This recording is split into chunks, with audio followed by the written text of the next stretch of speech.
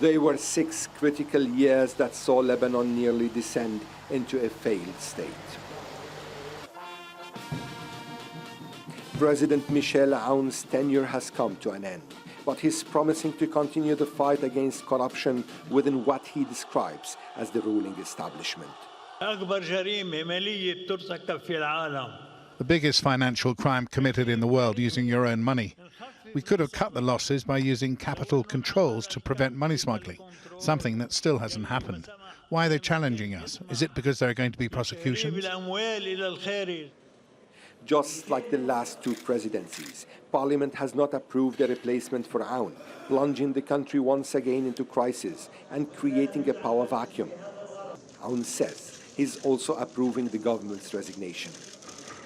I think we're very familiar with these vacuums. This is not the first time, as you know, that we face such a vacuum. It's more of a tradition now in Lebanon.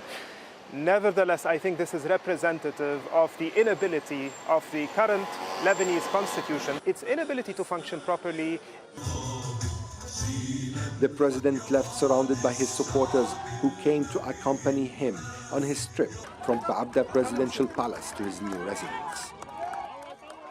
This is Aoun's second departure from the presidential palace in 3 decades. The first saw him leaving defeated as the Lebanese civil war came to an end in 1990. Now, he leaves behind a bitter legacy that many Lebanese will remember his presidency for. Some analysts believe the challenges facing Lebanon began long before Aoun came to office.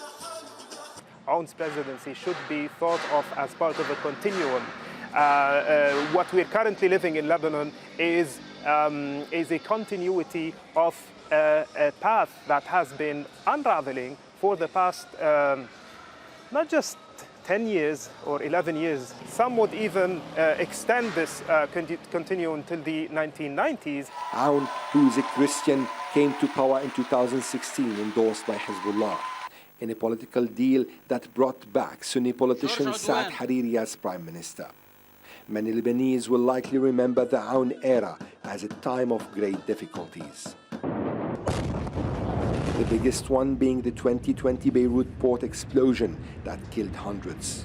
The investigation into the cause went nowhere, with various political factions exerting pressure on the judiciary to limit the scope of the inquiry.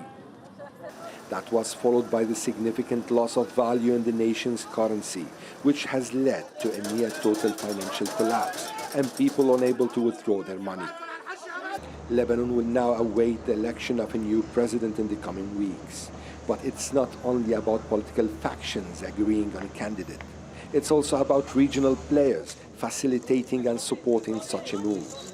Now, though, despite all the troubles, many Lebanese will hope to see a more stable future and an end to their troubles. Hashem, Jazeera, Baabda, Lebanon.